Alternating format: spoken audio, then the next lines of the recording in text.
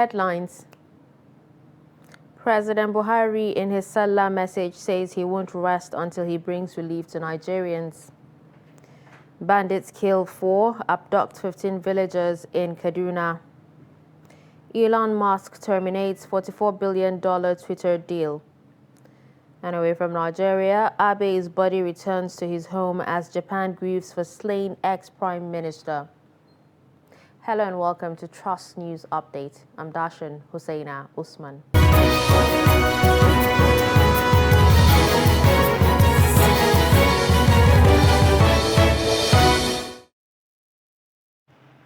Now the news in detail. President Muhammadu Buhari on Friday assured that he will not rest until Nigerians get relief from the current security challenges and costs of living in the country. The president gave the assurance in his Eid al-Kabir message to Nigerians, Muslims, and other citizens. President Buhari expressed hope that this Eid would be a source of blessing, peace, prosperity, and safety for all Nigerians, stressing that coexistence and stability will prevail in the country. The president, who called for more patriotism to build a better Nigeria, appealed to Nigerians to put the interests of the country above selfish interests and use religion as a motivation for the love of our common humanity. On security, the National Security Council has resolved to be more proactive to ensure that security lapses which had occurred over the past week will not be repeated. Minister of Police Affairs, Megarit Ngyadi, shared the resolution of the council with newsmen at State House, Abuja. He spoke at the end of an emergency meeting summoned by President Muhammadu Buhari on Friday. Kehinde Amodu reports. In the past 2 weeks, terrorists have attacked Shiroro local government area of Niger State, killing a large number of security personnel. Terrorists have also attacked the president's convoy in Katsina State. But perhaps the most shocking demonstration of their increasing boldness is the attack on the Kuje Medium Correctional Center on Tuesday night. In that attack, a large number of Boko Haram detainees escaped from confinement. A sober atmosphere envelopes this meeting. The president is unhappy. By the end of the meeting, Nigerians are being fed with the same reassurances. The security agencies are investigating to find out the immediate and remote causes of what happened, how it happened, whether there is any cause for taking punitive measures against who is supposed to be done. This things will be determined by the outcome of the investigations, which I believe will very soon be able to. Come again?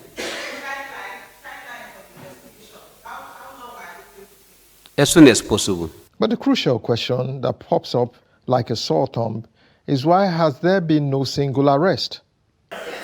No, some of them have been killed, but no, I can't give you the number now. I don't know the number, but because like they used to do, whenever one of them is killed, he's taken away, and you cannot know the number of people who were killed. But definitely, quite a number of them were killed.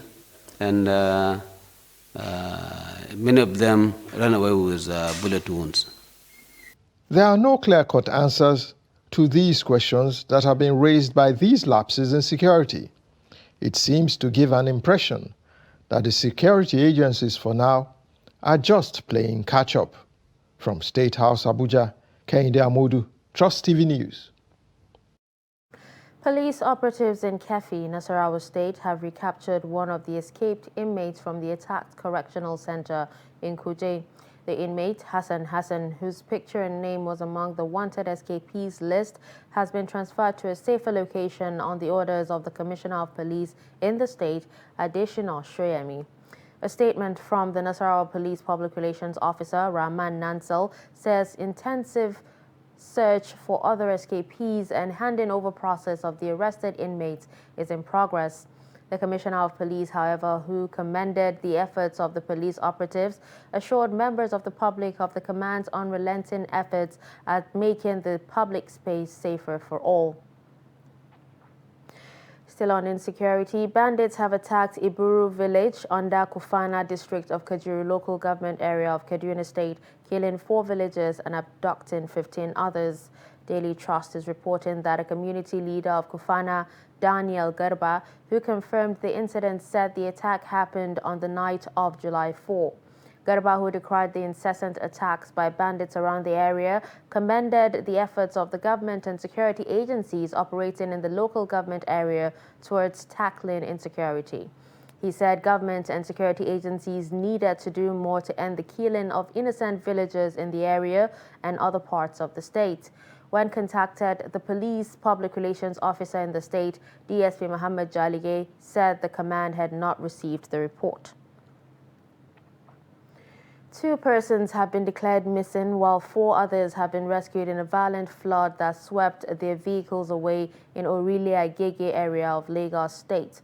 The vehicles, a Lexus Jeep and a Toyota, were said to be carrying 3 people each along Fatoki Street, Agege, when the flood swept their vehicles into an uncompleted drainage in the area.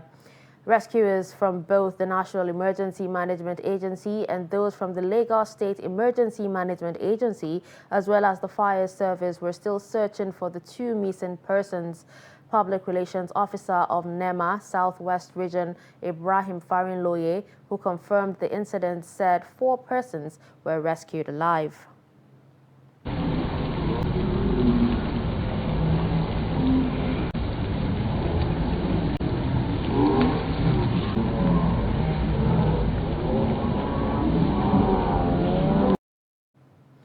In politics, the presidential candidate of the Labour Party, Peter Obi, has announced the former federal lawmaker, Senator Datti Baba Ahmed, as his running mate in the 2023 general elections.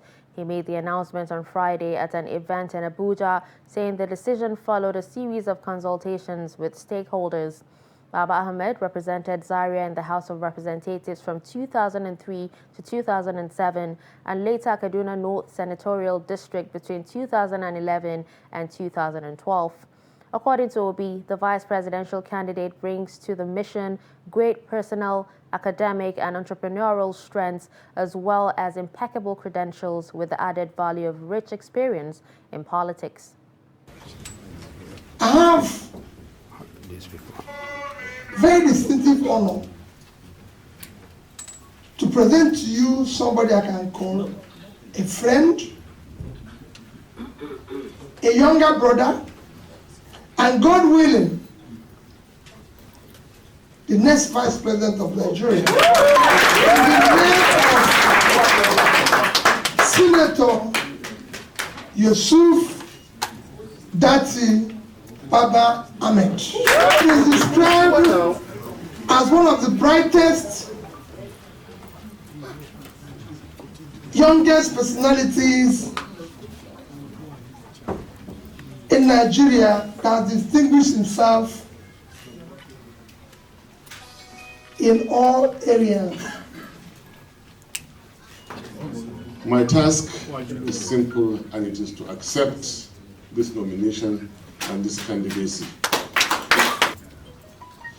The undeniable, unchallengeable, fundamental reason for being on this ticket is to rescue Nigeria. It goes logically and without saying that you can only rescue that which is in trouble.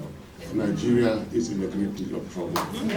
I cannot afford not to be part of the movement to rescue Nigeria. The second reason is that I believe in the greatness of Nigeria. I believe there will be peace and prosperity. I believe Nigerian people will unite. The time of the people has come. The people's movement has come. It is time for the people of Nigeria to be liberated from hunger, from poverty, from unemployment, from insecurity, and bad governance. There is no case saying the fact that the man we are presenting will complement our presidential candidate. And that is why we quietly went into a search to look for such person to be vice presidential candidate. Kano State Governor Abdullahi Ganduje on Friday said the presidential candidate of the All Progressives Congress, Bola Ahmed Tinubu, has agreed to pick a Muslim vice presidential candidate. He disclosed this at a gathering of about 100 clerics at the Kano State Government House as part of activities to mark Eid al-Kabir. Ganduje asked the clerics to pray for Tinubu to emerge as Nigeria's president come 2023. He also urged them to offer prayers for his administration's peace and progress. 3 governors of the All Progressives Congress on Friday visited the Rivers State Governor Nyesom Wike at his private residence in Rivers State for a closed-door meeting. The governors are Kayode Fayemi of Ekiti State, Babajide Sanwo-Olu of Lagos State, and Rotimi Akeredolu of Ondo State. Also present at the meeting was former Ekiti State Governor Ayodele Fayose. Although details of the closed-door meeting were sketchy, insiders say the meeting is not unconnected with the 2023 presidential election. Wike, a chieftain of the People's Democratic Party, is expected to back his party's candidate Atiku Abubakar, but speculations have emerged that the Rivers State Governor is unhappy after being passed over for the vice presidential ticket. As the 2023 election season comes closer, certain factors will sway Nigerian citizens in the selection of the next group of leaders. In the past, religion, tribe, and party have been major influencing factors, but it seems other elements may come into play at this time. But will these emergent components be strong enough to produce a new class of rulers? Chamunda Bang reports. Nigeria has 371 ethnic groups and 2 major religions, being Christian and Muslim. Over the past years, the issue of tribe and religion has been used by politicians to sentimentally sway voters. Nigeria, before it became Nigeria, people were identified to their tribes. We had a system of political administration, traditional systems that are predominantly ethnic-based, religious-based. So from the north and the south, people had enclaves where they could trace themselves to. So when Nigeria emerged, unfortunately, we have not been able to federalize, adequately to ensure that people are able to, emancipate from that primordial and ethnic sentiment and join forces for us to build a nation. So that is why across board, our politicians are exploiting.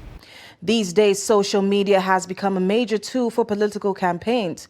Thanks to technology, news can travel faster with a click of a button, while Nigerians now have access to information, whether true or false. But how much will this affect the mindset of the voter? Social media platform is a microcosm of the Nigerian society. Even today, we understand that people now register fake accounts, right? Just to reinforce religious sentiment. Somebody from the north will register Chibuzo in Facebook and be using it to comment, right? Because we identify people's comment by their name and not by the content of the comment. And this is what is wrong. And as young people who predominantly dominate the social media, we must move away from this primordial sentiment. There is no need to register fake name, and continue to divide the country. There are 18 political parties registered by the Independent National Electoral Commission, which have candidates for various positions. Though there are 2 major parties, the vote of Nigerians will be divided amongst the 18. There are many places that you go that people are tired of political parties because they look at it and discover that the political parties zoned out the good people because they didn't have a godfather or they didn't have money. And the good people that they would have loved to be the flag bearers of the party end up being edged out. Mainly because probably they don't have that much money to run that level of campaign. Maybe, again, the godfathers feel that they are uncomfortable with them. And based on that, they edge them out. And so the populace is waiting and saying, I wish it was this fellow. I wish it was this fellow. But now he didn't win the primaries. We don't have a choice. So the political parties throw up a number of candidates in the parties that the population or the citizens don't want. Nigerians over the years have witnessed growing inflation, consistent insecurity, growing unemployment and poverty rates, and have dealt with much uncertainty as to the future of the country. Many Nigerians seek for change, but what do they want as they prepare to cast their votes in 2023? The stage we're in Nigeria, we've gone beyond party stuff now. We're looking at the personality, who is the person.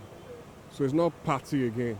Party has not given us the dividends of democracy. Party has not given us what we need.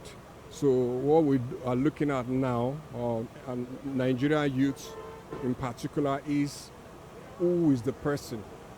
In time past, we have been experiencing so much promises without fulfillment. They go there, they do what they want to do, just for their own sake. They don't mind the masses anymore. Chamun Dabeng, Trust TV News, Abuja. You're watching Trust News Update. Coming up after the break. Widows and less privileged persons trained in Yola. Do stay with us.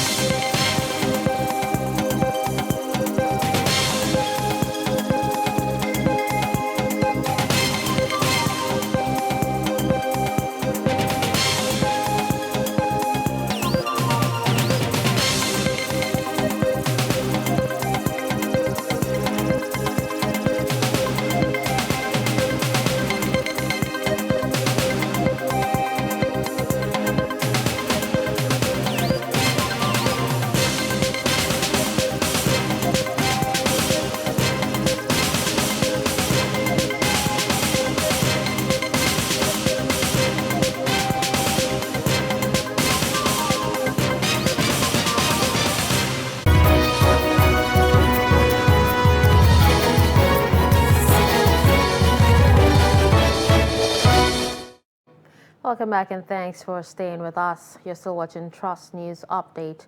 Let's take a look at some of our top stories. We told you that President Buhari in his cellular message says he won't rest until he brings relief to Nigerians. You also heard that bandits kill 4, abduct 15 villagers in Kaduna. Moving to more news, the hike in the prices of rams and other sacrificial animals has made it impossible for many Muslims in Nigeria to offer their yearly rituals. Some residents in Lagos lamented how other food items for the celebration are also unreachable due to the high cost. Abbas Ibrahim Alibi visited some markets in Lagos and now reports.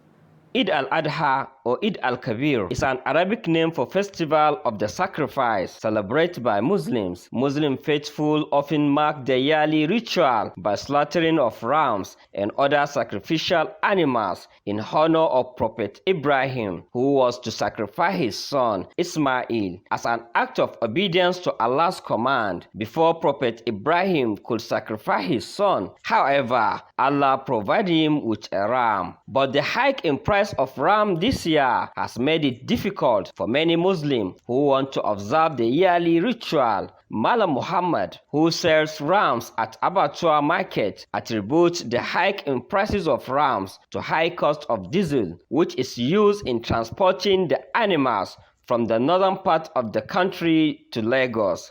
In lokaci yazo da tsadar rayuwa da rahinta duk komai tashi zai. He said the price of bigger rams ranges between 400,000 to 700,000 naira, while the moderate ones goes for 150,000 to 300,000 naira, and small ones goes for 50,000 to 120,000 naira. Wannan 55,000 ga su. Wannan 200,000, wancan 230 da 20.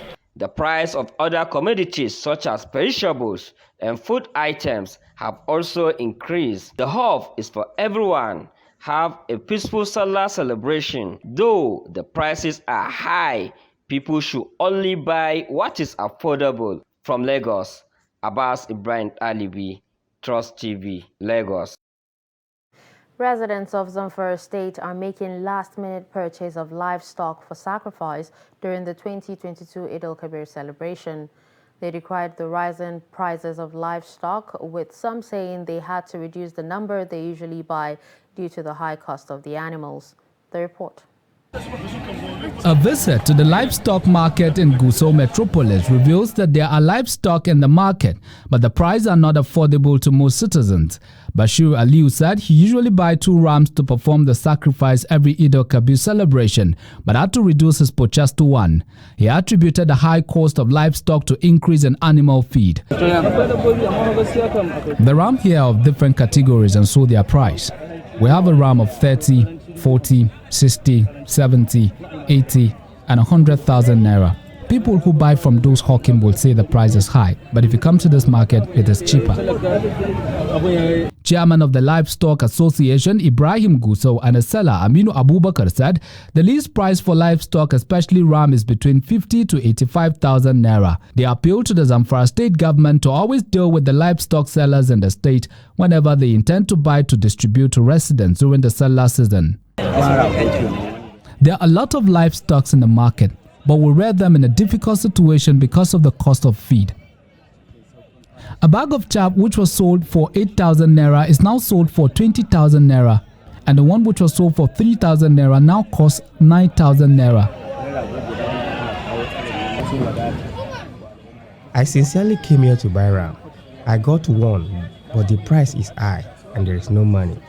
There are livestock in the market. However, the prices are high. The list price of ram is 50,000 and some are 400 to 500,000, which only those who are rich can afford. In this salah, you can only kill one, but if I get goat, I will slaughter since it falls under the category of animals that can be used for the sacrifice. The prices of livestock are high because the price of everything is high. A bag of chaff that we used to buy for 2,000 to 3,000 naira is now sold for 10,000 naira. Trust TV observed that there was low patronage for livestock, a situation many attributed to high costs by the Zamfara state government and the former governor of the state, Abdulaziz Yari, for residents, especially the poor, for the 2022 Eid al-Kabir celebration. Over 130 women have been trained in Yola to underscore the need to uplift women affected by insurgency in the northeast. Stakeholders organized the empowerment event to support women affected by the Boko Haram crisis, as well as widows and the less privileged in society. Salis Lawan reports. The over a decade-long insurgency in the northeastern part of Nigeria has dramatically affected the lives of women and girls living in the region, who are the most vulnerable.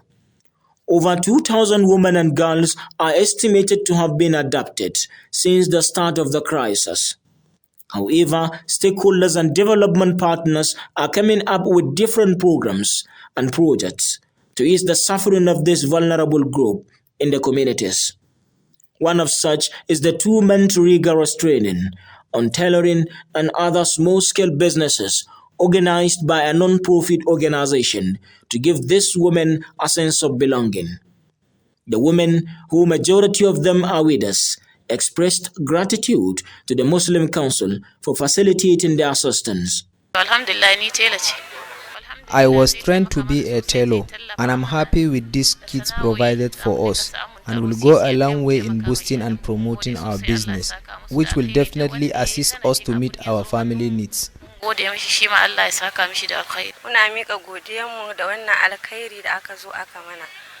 We appreciate this kind gesture. We have nothing to offer this organization rather than to thank them for coming to our aid as widows. With this assistance, we will be able to pay our children's school fee and provide them with the necessary things they might need to succeed in their education.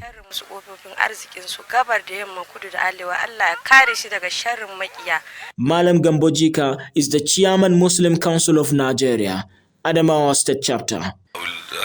Those who have benefited, they should go and use the materials for the purpose of generating income for themselves and their families. And just as the director said, they should not only, they should also train other people. This is a very good gesture, and I appeal to other wealthy individuals and organizations to also support such projects. He charged the beneficiaries to make judicious use of what they have learned. From Yola, Salis Lewan, Trust TV News. In business, Tesla boss Elon Musk pulled the plug on his $44 billion deal to buy Twitter on Friday, accusing the company of misleading statements about the number of fake accounts a regulatory filing showed. Musk's termination of the deal he inked in April to buy the social media giant sets the stage for an epic court battle over $1 billion breakup fee and more. Twitter has held firm that no more than 5% of accounts are run by software instead of people, while Musk has said he believes the number to be much higher. The clock was ticking for Musk to make a decision, with Twitter's board recommending shareholders to approve a buyout at a special vote expected to be held in August. On the foreign scene, a steady stream of mourners on Saturday visited the scene of former Japanese Prime Minister Shinzo Abe's assassination in the western city of Nara, an unusual act of political violence that has shocked the nation.